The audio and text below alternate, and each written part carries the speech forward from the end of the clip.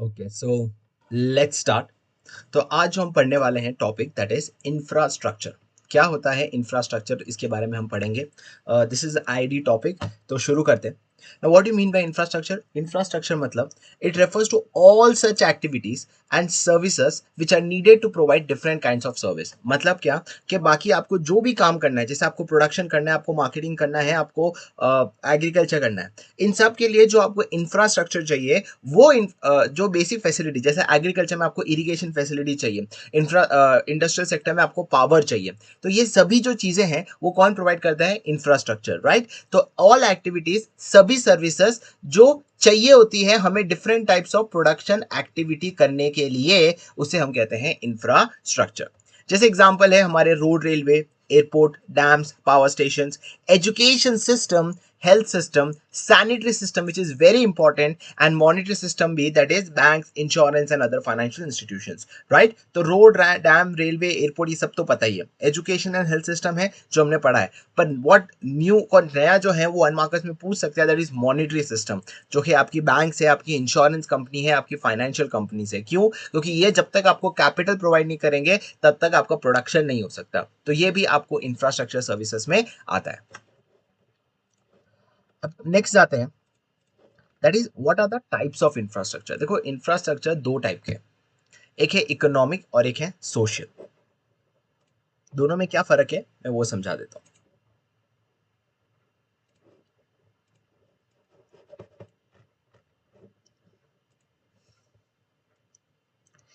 एक इंफ्रास्ट्रक्चर जब मैं कहता हूं तो इसके अंदर दो हैं,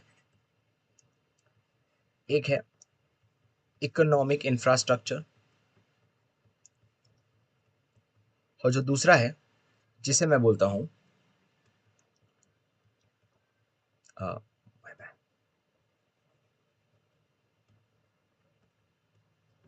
सोशल इंफ्रास्ट्रक्चर।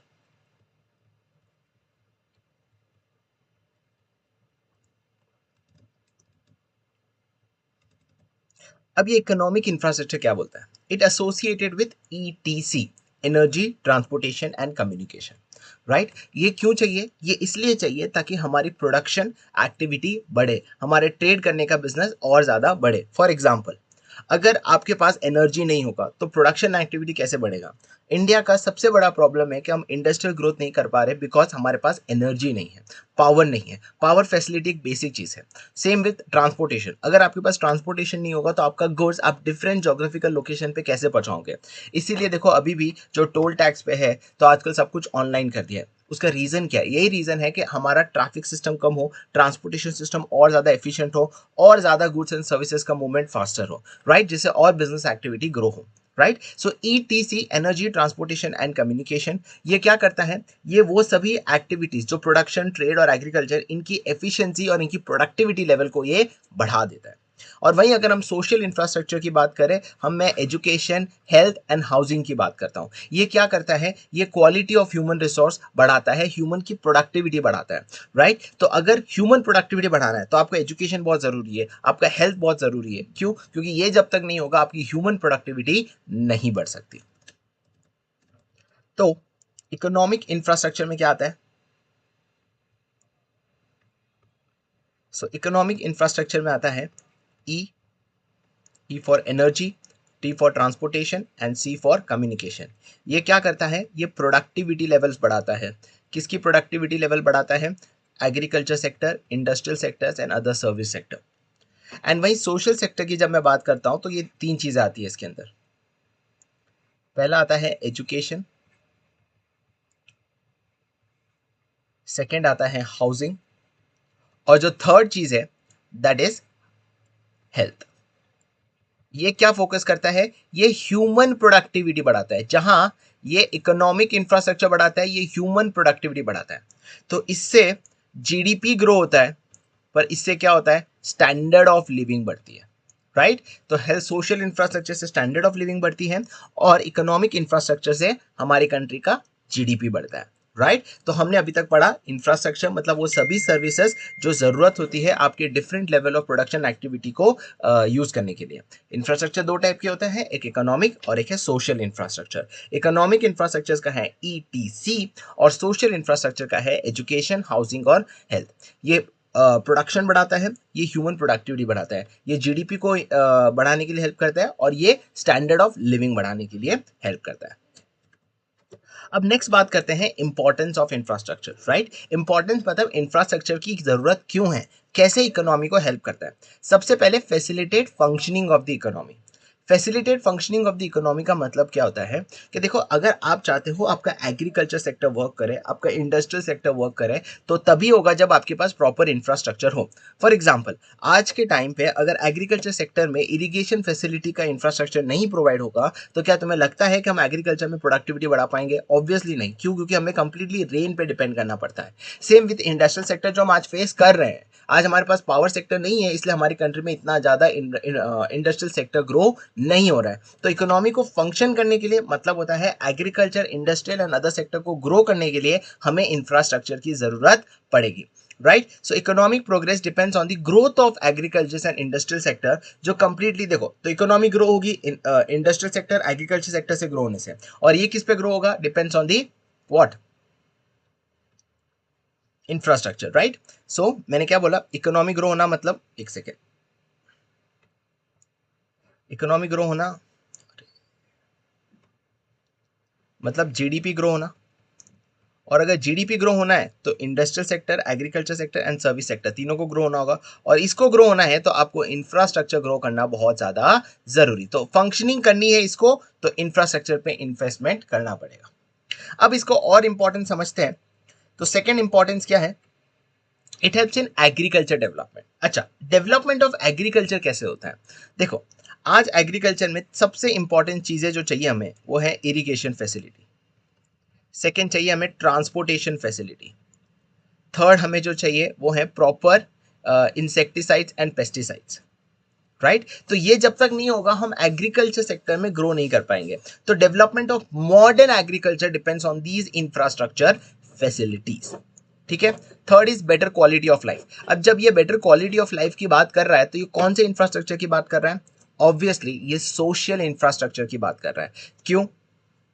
कि ऑब्वियसली कि अगर आपके पास बेटर वाटर सप्लाई होगा, बेटर सैनिटेशन होगा, बेटर एजुकेशन होगा, तो ऑब्वियसली आपके पास डिसीजेस कम होगी, आप बेटर स्टैंडर्ड ऑफ लिविंग जी पाओगे। तो बेटर क्वालिटी ऑफ लाइफ के लिए आपका हेल्थ एंड सोशल इंफ्रास्ट्रक्चर होना, एजुकेशन इंफ्रास्ट्रक्चर होना बहुत ज़्यादा ज़रूरी है।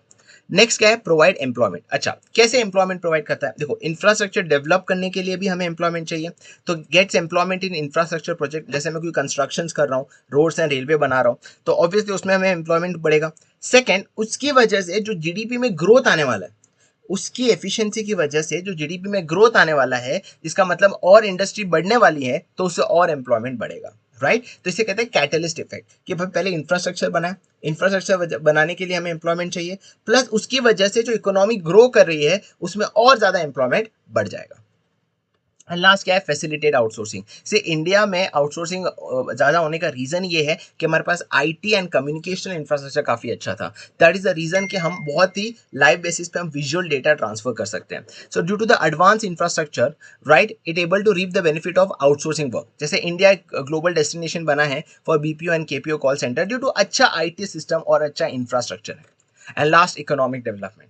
द मोस्ट इंपॉर्टेंट इज अगर इंफ्रास्ट्रक्चर डेवलप होगा तो ही इकोनॉमिक डेवलपमेंट होगा। क्यों? क्योंकि देखो agriculture depends on these facilities, irrigation, better transportation, banking, insurance. Right infrastructure भी पावर और इलेक्ट्रिसिटी, ट्रांसपोर्ट, कम्युनिकेशन पे डिपेंड करता है। तो ये सभी जो हमारे मेन सेक्टर से जीडीपी ग्रो करने के लिए, तो अगर इनको डेवलप करना है तो हमें इंफ्रास्ट्रक्चर को ग्रो करना पड़ेगा। नाउ ये जो इंपॉर्टेंस है इसका मेमोरी टेक्निक है ओला फेड। ओ का मतलब है हेल्प्स इन आउटसोर्सिंग, एल का मतलब है बेटर क्वालिटी ऑफ लाइफ। इसमें कौन से इंफ्रास्ट्रक्चर की बात कर रहे थे हम लोग? सोशल इंफ्रास्ट्रक्चर की। ए का मतलब है एग्रीकल्चर डेवलपमेंट, ऑब्वियसली किसके ऊपर डिपेंड करता है? Better transportation, speedy, better insecticide, better facilities. Right F का मतलब होता है बेटर इकोनॉमिक फंक्शनिंग, क्योंकि इकोनॉमी तभी फंक्शन करेगा जब इंडस्ट्रियल एग्रीकल्चर फंक्शन करेगा, और ये इसका फंक्शनिंग किस पे डिपेंड करता है? इंफ्रास्ट्रक्चर पे। नाउ अब है बेटर क्वालिटी ऑफ प्रोवाइड, ई मतलब है बेटर एम्प्लॉयमेंट अपॉर्चुनिटी, राइट। तो ये होते हुए हमारे सारे के सारे पॉइंट्स। सो ओ मतलब आउटसोर्सिंग, एल मतलब बेटर क्वालिटी ऑफ लाइफ, ए मतलब एग्रीकल्चर डेवलपमेंट, एफ का मतलब है effective functioning of the economy, D का मतलब है इकोनॉमिक डेवलपमेंट एंड लास्ट ई का मतलब है प्रोवाइड एम्प्लॉयमेंट अपॉर्चुनिटी। ठीक है, तो यहाँ पे हमने कर लिया है बेसिकली इंफ्रास्ट्रक्चर की इंपॉर्टेंस। अगेन इसकी इंपॉर्टेंस जो है इस तरह का क्वेश्चन पूछ सकते हैं, बहुत ही इजी है। तो एक बार मैं फिर से लिख देता हूं।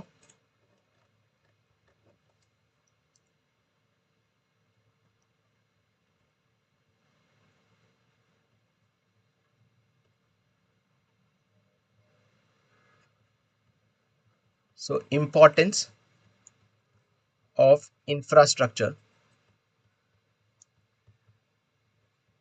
जिसका मेमोरी टेक्निक है ओला फेट, जिसमें ओ का मतलब है फैसिलिटेट आउटसोर्सिंग, एल का मतलब है बेटर क्वालिटी ऑफ लाइफ, ए का मतलब है एग्रीकल्चर डेवलपमेंट, एफ का मतलब है better functioning of the economy, economy को बेटर फंक्शनिंग करने के लिए काफी हेल्प करता है, राइट। डी का ए साइलेंट है, डी मतलब इकोनॉमिक डेवलपमेंट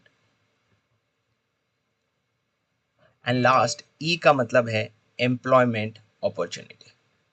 ठीक है, तो हमने इंपॉर्टेंस कर लिया। इसके पहले हमने इंफ्रास्ट्रक्चर क्या होता है, इकोनॉमिक और सोशल। इकोनॉमिक मतलब ईटीसी एंड सोशल मतलब एजुकेशन, हाउसिंग एंड हेल्थ। ये ह्यूमन प्रोडक्टिविटी बढ़ाता है, ये आउटपुट बढ़ाता है, ये जीडीपी के लिए हेल्प करता है, ये स्टैंडर्ड ऑफ लिविंग के लिए करता है। ठीक है, और इंफ्रास्ट्रक्चर क्या होता है, हमने ये दो चीजें अभी तक हमने कर ली। अब आगे बढ़ते हैं और अब हम बात करने वाले हैं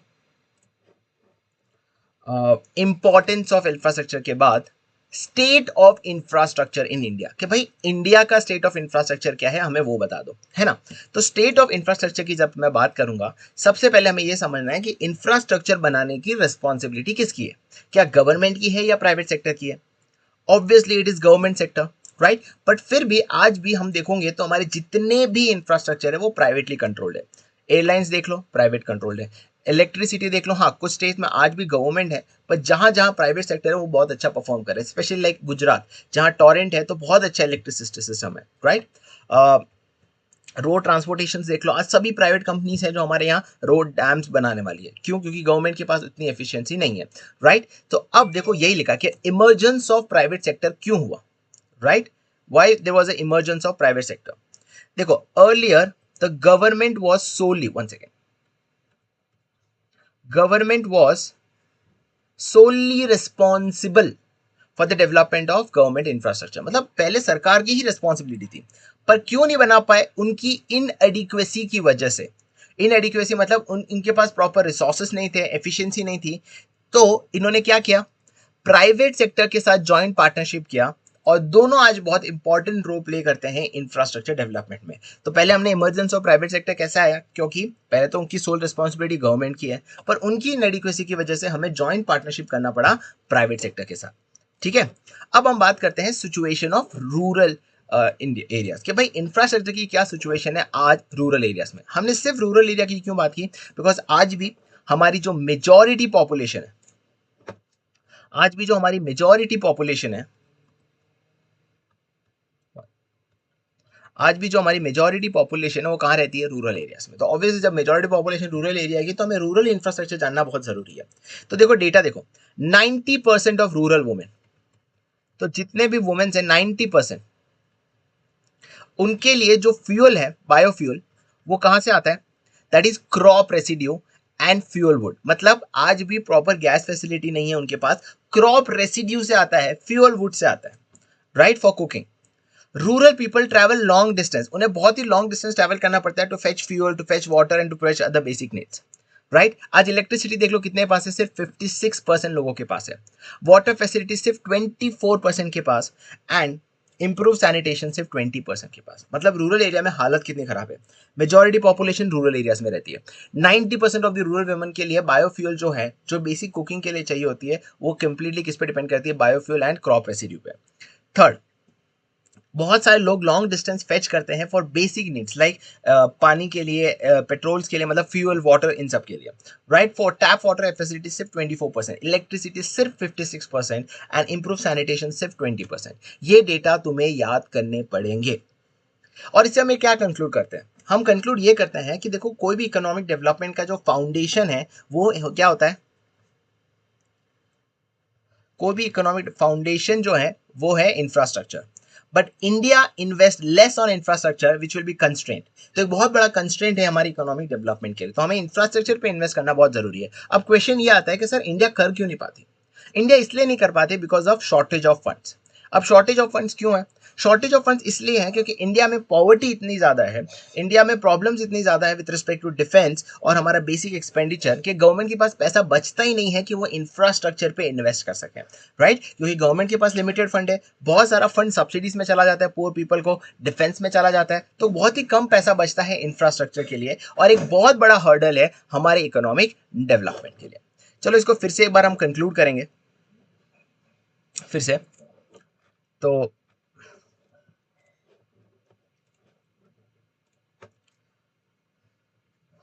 इंफ्रास्ट्रक्चर का क्या स्टेट है, स्टेट ऑफ इंफ्रास्ट्रक्चर।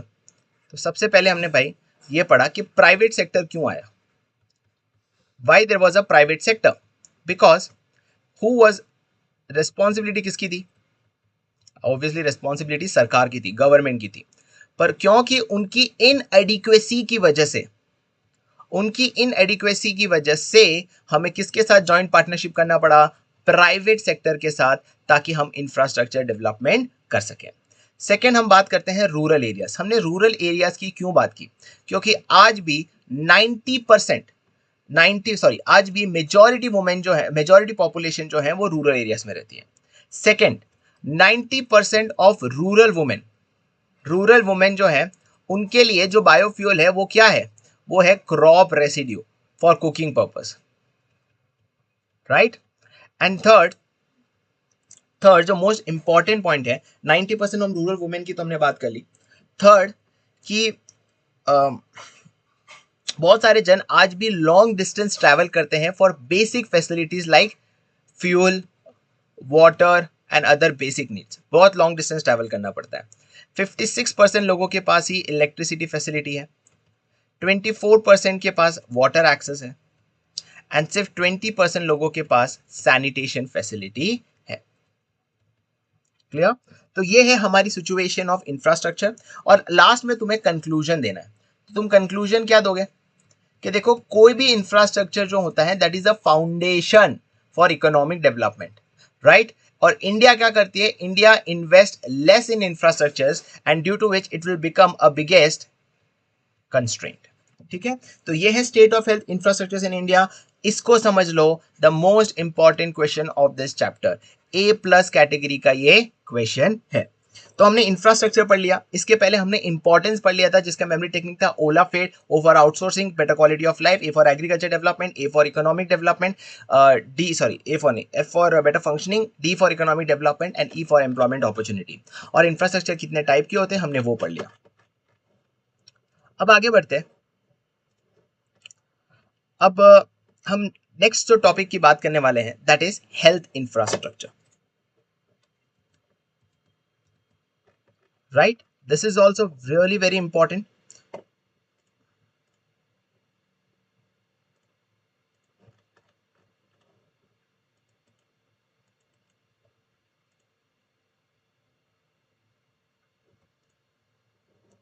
अब अगर हम बात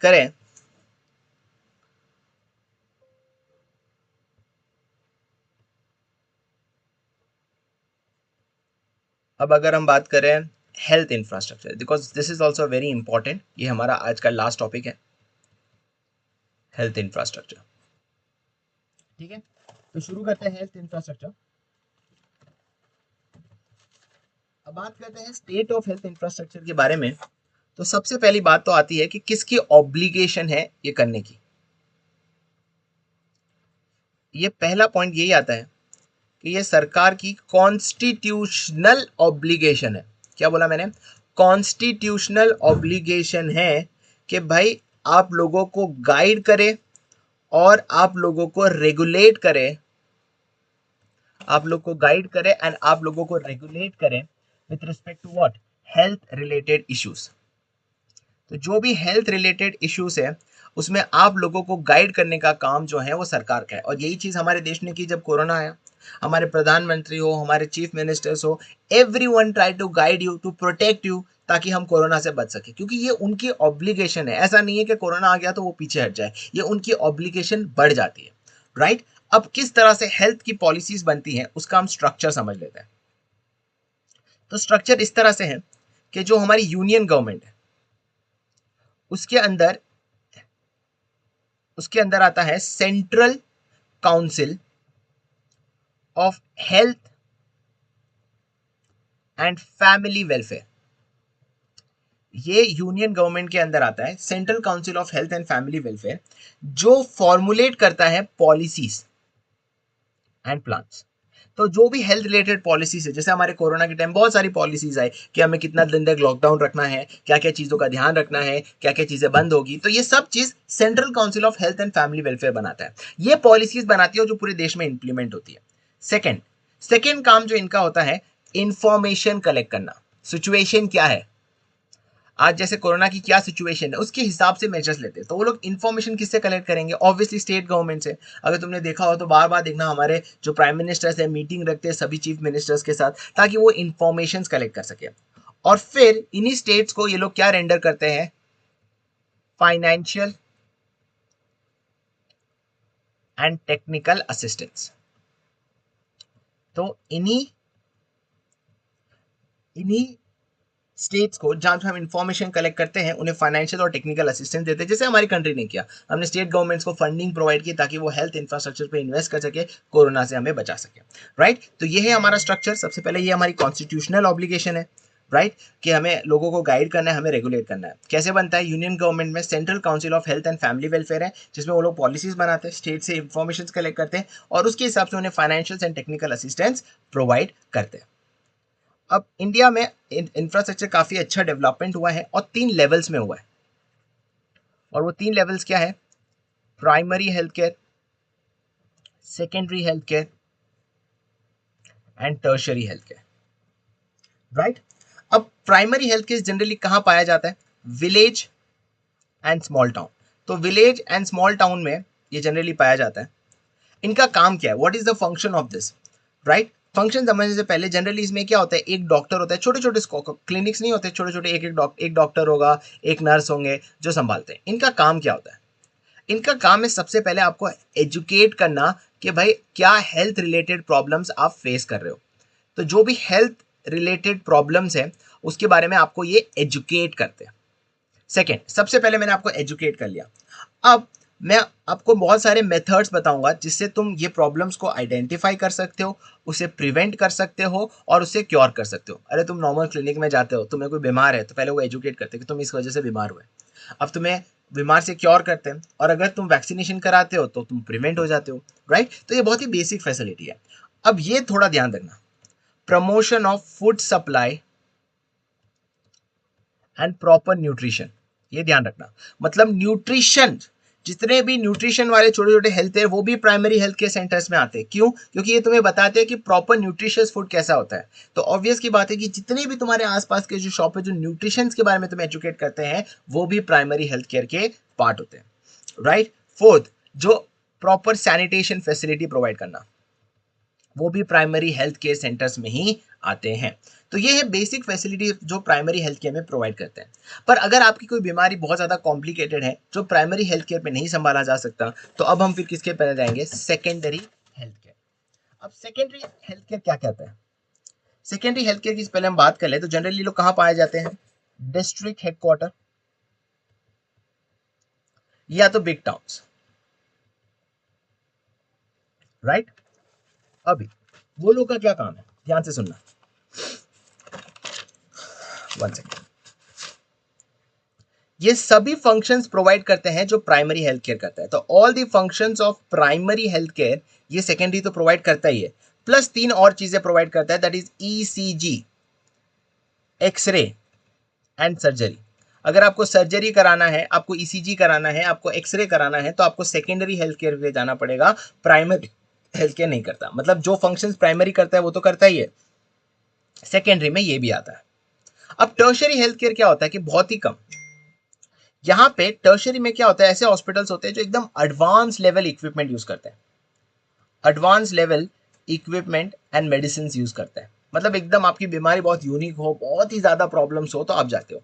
जनरली कैसे जाते हो, जब आपकी प्रॉब्लम्स कैसे हो, कॉम्प्लिकेटेड, जो दोनों से ना हो, दोनों लेवल से ना हो, एकदम कॉम्प्लिकेटेड हेल्थ प्रॉब्लम्स हो, तो ये आते हैं। जैसे all India institute of medical science, अब इसमें बहुत ही जो कॉम्प्लिकेटेड हेल्थ इश्यूज है वहां जाते हैं।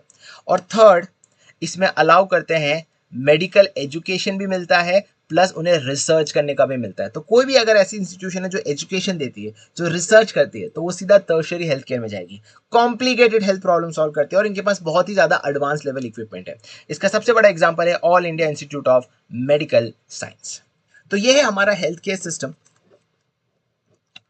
जो कि हमने बात की। सबसे पहले हमने हेल्थ इंफ्रास्ट्रक्चर में बात की कि भाई किसकी कॉन्स्टिट्यूशन ऑब्लिगेशन है, सरकार की कॉन्स्टिट्यूशन ऑब्लिगेशन है कि आपको हेल्थ के बारे में अवेयरनेस देना और गाइड करना।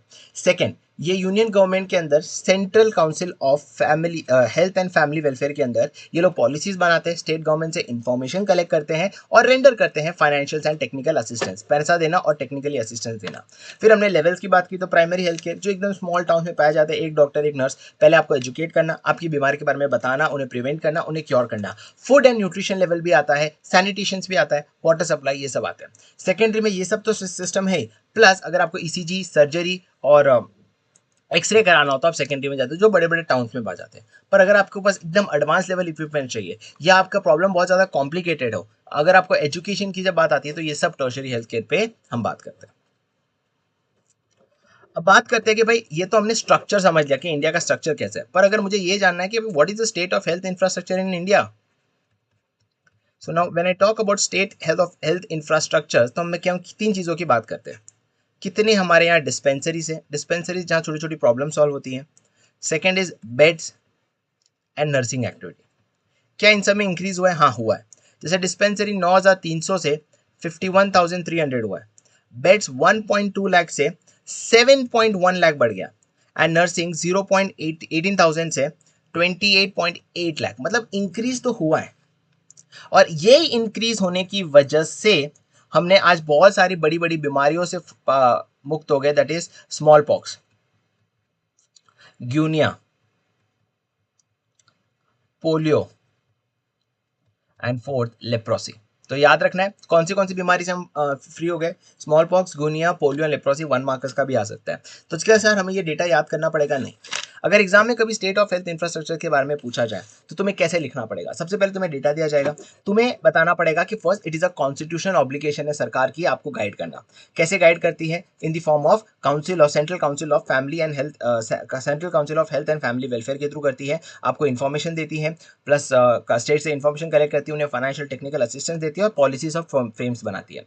और इंडिया में बहुत सारे लेवल्स जैसे प्राइमरी, सेकेंडरी एंड टर्शरी, आपको इन द डिटेल नहीं समझाना है, बस समझाना है कि प्राइमरी जो होता है वो बेसिक फैसिलिटी, सेकेंडरी में ईसीजी होता है, एक्सरे और सर्जरी होता है, टर्शरी में कॉम्प्लिकेटेड हेल्थ प्रॉब्लम्स हो या एजुकेशन और रिसर्च करना हो तो होता है। अब अगर इंडिया की बात करें तो यस, इंडिया ने काफी अच्छे हेल्थ पे इंफ्रास्ट्रक्चर पे इंक्रीज किया, क्योंकि डिस्पेंसरीज काफी बढ़ चुकी है, हमारे यहाँ बेड्स काफी बढ़े और नर्सिंग काफी बढ़ी। तो याद रखना है डिस्पेंसरीज, बेड्स और नर्सिंग बढ़ा है, ड्यू टू विच हमने बहुत सारी बीमारियों से फ्री हो चुके हैं, जैसे small pox, guinea, leprosy and polio, right. तो इस तरह से तुम्हें पूरा का पूरा हेल्थ इंफ्रास्ट्रक्चर के बारे में लिखना है, ठीक है। और अब बात करते हैं प्राइवेट सेक्टर, क्या what is the role of private sector in the health infrastructure. Almost इस चैप्टर के सिर्फ दो टॉपिक बाकी है, that is role of health, private sector का क्या रोल है हेल्थ इंफ्रास्ट्रक्चर पे। Again this is also most important. देखो अभी तक मैंने इंपॉर्टेंट जो बताए थे तुम्हें वो था अभी तक इंफ्रास्ट्रक्चर का क्या स्टेट है। अब दूसरा जो मैं बता रहा हूं तुम्हें दैट इज हेल्थ इंफ्रास्ट्रक्चर, और तीसरा है रोल ऑफ प्राइवेट सेक्टर। ये तीन क्वेश्चन ए प्लस कैटेगरी क्वेश्चन है, इन तीनों में से ही जनरली पूछते हैं। कौन सा? State of infrastructure, state of health infrastructure and role of private sector. तो रोल ऑफ प्राइवेट सेक्टर की अगर मैं बात करूं इन हेल्थ इंफ्रास्ट्रक्चर, तो भाई देख लो प्राइवेट सेक्टर ने पूरा हॉस्पिटल इंडस्ट्री ले लिया है। क्यों? क्योंकि 70% ऑफ जितने भी हॉस्पिटल्स है वो सब कुछ प्राइवेट सेक्टर के पास है। 60% डिस्पेंसरीज जो है वो उनके पास कंट्रोल्ड है, प्लस जितने भी बेड्स है उसका 2/5 जो है वो प्राइवेट सेक्टर के पास है, राइट। तो इसका मतलब समझ लो कि प्राइवेट सेक्टर ने पूरा हेल्थ सेक्टर पे कंट्रोल किया हुआ है। पेशेंट्स की अगर मैं बात करूं तो एक होते हैं इन पेशेंट्स और एक आउट पेशेंट्स। आउट पेशेंट्स वो होते हैं जो सिर्फ दिखाने आते हैं, वो रुकते नहीं है हॉस्पिटल्स में। इनका 80% जो पेशेंट्स है वो प्राइवेट सेक्टर के पास जाते हैं, वो गवर्नमेंट के पास नहीं जाते। ऑब्वियस की बात है, अगर आपको कोई छोटी बीमारी है आप गवर्नमेंट के पास नहीं जाओगे क्योंकि उनका इंफ्रास्ट्रक्चर इतना अच्छा नहीं है, तो आप कोई प्राइवेट के पास जाते हो। पर अगर इन पेशेंट्स की बात करूं तो उसमें सिर्फ 46% है। रीजन बीइंग क्या है, प्राइवेट सेक्टर एक्सपेंसिव है, सरकार के पास जाना पड़ता है, गवर्नमेंट हॉस्पिटल में जाना पड़ता है अगर आपकी प्रॉब्लम थोड़ी ज्यादा कॉम्प्लिकेटेड हो। तो ये है रोल ऑफ प्राइवेट सेक्टर। ये सिर्फ हेल्थ पे इंपॉर्टेंस नहीं दे रहा है, पर हेल्थ पाने के लिए जो एजुकेशन सिस्टम है उनमें भी उनका डोमिनेंट रोल है, right. They are playing a very dominant role in medical education. मतलब जितने भी कॉलेजेस है आज प्राइवेट की कंट्रोल में, तो मेडिकल एजुकेशन प्लस ट्रेनिंग, जो हमें टेक्नोलॉजी चाहिए होगी, जो मशीन चाहिए होगी, उसमें भी प्राइवेट सेक्टर है। And manufacturing and sale of pharma, इसमें भी मतलब दवाइयां बेचने में भी प्राइवेट सेक्टर का कंट्रोल है।